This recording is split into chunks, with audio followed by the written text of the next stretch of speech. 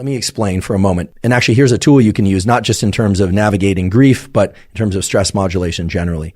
We have a muscle called the diaphragm. When we inhale, whether or not it's through our mouth or our nose, our diaphragm moves down. As a consequence, there is more space overall in the thoracic cavity. The heart gets a little bit bigger, believe it or not, volume-wise. Blood flows more slowly through that large volume, and there's a signal conveyed from the nervous system to the heart to speed the heart up. So inhales literally speed your heart up, and when you exhale, the diaphragm moves up. And as a consequence, there's less space in the thoracic cavity, heart gets a little bit smaller. The existing blood volume in the heart at that time moves more quickly through that small volume, right? A given amount of blood volume make the compartment that's in the heart smaller, and the blood moves more quickly through that volume.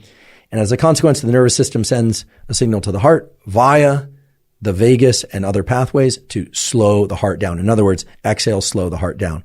That process, that relationship between inhale speeding the heart up and exhale slowing the heart down is something called respiratory sinus arrhythmia. Some people are able to engage respiratory sinus arrhythmia more naturally, more reflexively than others. You can actually train this by consciously thinking about slowing your heart rate while you exhale and consciously thinking about increasing your heart rate as you inhale. You can literally strengthen these pathways. Now, respiratory sinus arrhythmia and the ability to slow your heart rate with exhales is one dimension of what's called vagal tone, or your ability to control your overall level of activation of alertness and stress with these vagus nerve pathways.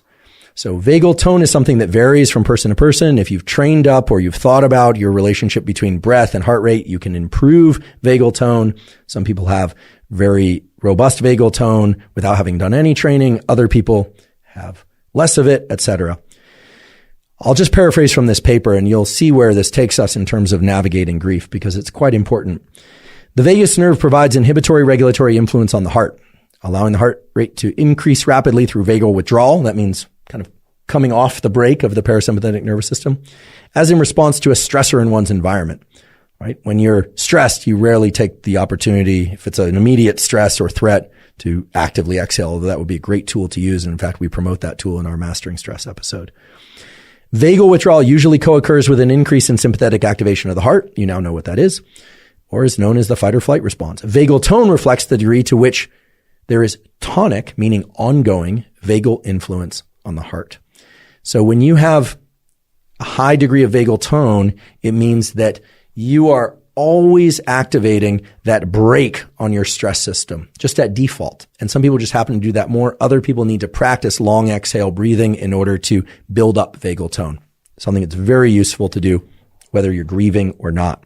Now, in this study, what they did is they had people, and I should say it was 35 participants, go through a writing exercise for a period of weeks. They actually wrote about 3 times per week. Then there was a follow-up at some period of time, and then again about a month later. And there were 2 different groups.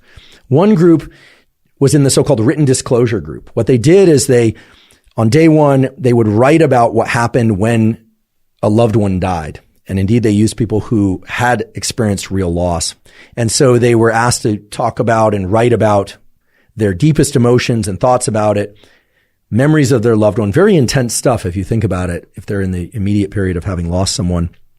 Then they actually were asked to write a letter to the person that they lost. So again, a very intense exercise to go through if you did indeed lose somebody, as these subjects had. And then, of course, there was the testing some period of time later, and I'll tell you what that testing involved.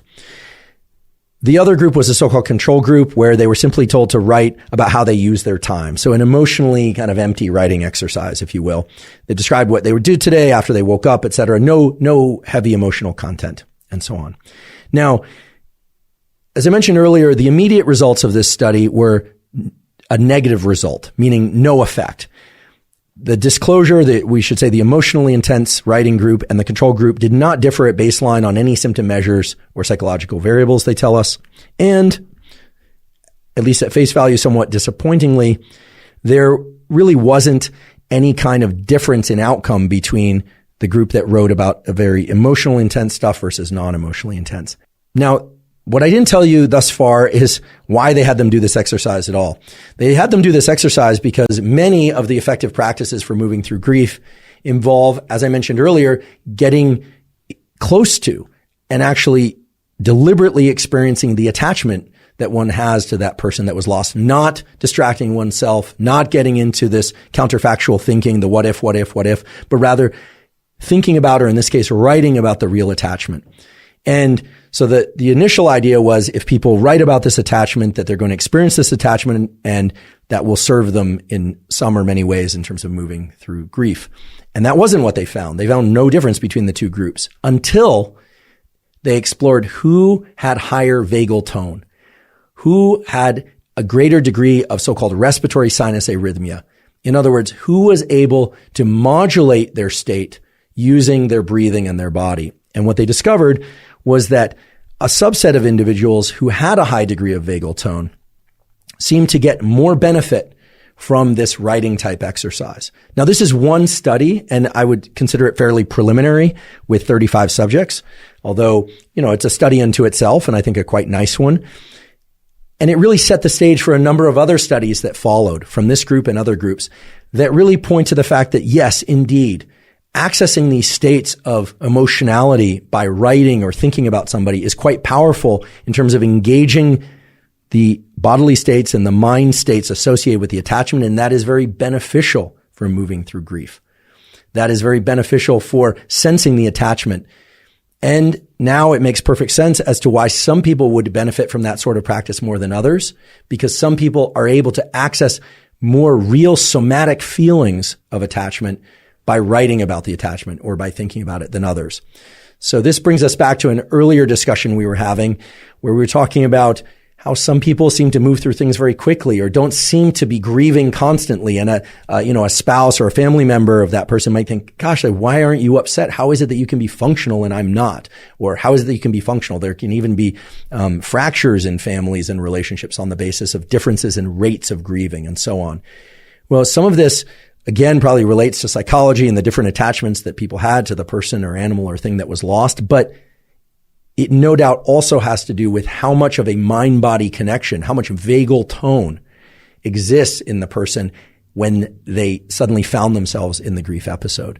So this actually offers multiple opportunities. If you're somebody, for instance, who is grieving so intensely and so often that you're finding it immensely difficult to move through grief at a reasonable rate, and you might even say, or find yourself diagnosed with prolonged grief disorder or with complicated grief syndrome in a way that's really impairing your adaptive functioning in life, well, then it's not clear to me, at least by my read of the data, that you would want to engage in a lot of practices to increase the mind-body relationship and feeling so much of this attachment because you're already feeling an immense amount of it. Whereas other people who are feeling challenged in accessing the feelings of attachment and perhaps not functioning well as a consequence of that might find that practicing breathing in order to encourage respiratory sinus arrhythmia, again, focusing on slowing your heart rate consciously while you exhale and concentrating on increasing your heart rate as you inhale, even just as a brief practice of even just 1 to 3 minutes or 1 to 5 minutes every once in a while or per day,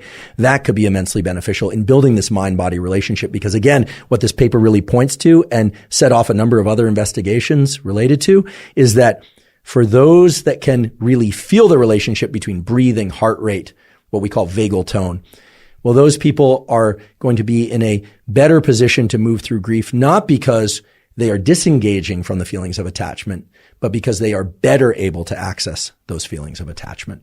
So what this relates to, of course, is that tripartite map, that 3-part map that we talked about earlier, that representation of space, where things are, where the person is, where their belongings are, where their car is, where their bicycle is, time, when you were expecting to see them on a regular basis, when they would call, when they would come home from work, etc.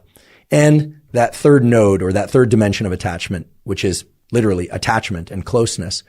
Well, what we're talking about here is anchoring to that attachment and really feeling into that, but then disengaging from the space and time map that we call episodic memory, that menu of prior experiences that keeps us in many ways maladaptively in an expectation of what never can be again.